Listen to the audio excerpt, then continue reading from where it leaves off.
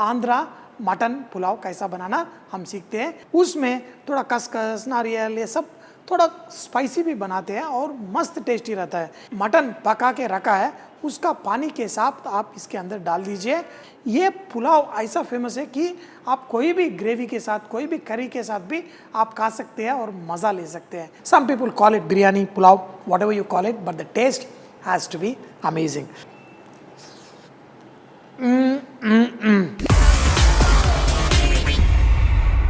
नमस्ते, सलाम वालेकुम, सत श्री अकाल। आप सबको हमारा हिंदी वारेवा कुकिंग शो में स्वागत है।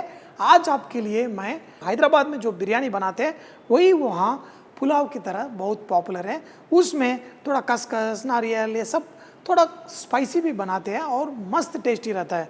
ये पुलाव ऐसा फेमस है कि आप कोई भी ग्रेवी के साथ, कोई भी करी के साथ भी आप खा सकते हैं और मज़ा ले सकते हैं। आज आंध्रा मटन पुलाव कैसा बनाना हम सीखते हैं। सबसे पहले ये बनाने के लिए एक पैन में थोड़ा सा तेल लीजिए और उसके अंदर साबुत गरम मसाला या लवंग इलायची, आपको जो मसाला आपको पसंद है वो आप इसके अंदर डालिए और इसके अंदर कटा हुआ प्याज डालकर इसे थोड़ा सा ब्राउन कर लीजिए। थोड़ा सा सुनहरा रंग आने के बाद इसके अंदर हल्दी, अदरक लहसुन का पेस्ट, जो मटन पीसेस है आप उसके अंदर डाल के 1 मिनट थोड़ा फ्राई जैसा करिए और उसमें पानी डालिए और उसे उबालिए। ये हमारा हैदराबादी कच्ची बिरयानी में तो हम कच्चा मटन डाल के ऊपर से गरम चावल डालते हैं, मगर इसमें नहीं। मटन जो हड्डी से थोड़ा निकलने लगे वहाँ तक आप इसमें पानी पका दीजिए।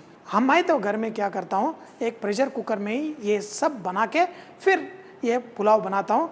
तो आप चाहे तो आप प्रेशर कुकर में डाल दीजिए और मटन सॉफ्ट पके तक इसके अंदर ऐसे ही पकने दीजिए। और एक पैन लीजिए और उसके अंदर ये खसखस जो है पीसने के लिए आसान होएगा। आप थोड़ी देर इसे एक पैन में थोड़ा फ्राई कर लिए तो अब इसके अंदर थोड़ा ये काली मिर्च भी डालकर थोड़ा रोस्ट करने के बाद ये आप एक मिक्सी जार में डाल दीजिए, वो भी कच्चा नारियल के साथ। ये रेडी होने के बाद मटन भी रेडी हो गया, एक खसखस एक नारियल का पेस्ट भी रेडी हो गया।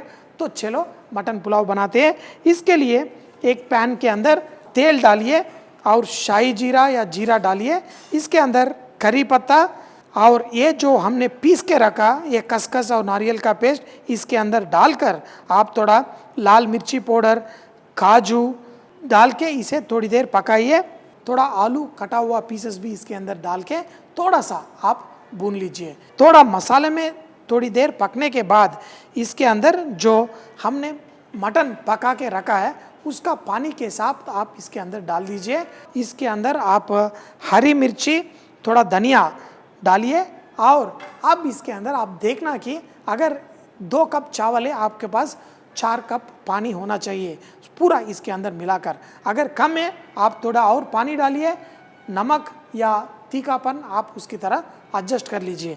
बासमती राइस हमने भिगो के रखा है, अब इसके अंदर आप डाल दीजिए और इसे मिला दीजिए और पकने दीजिए।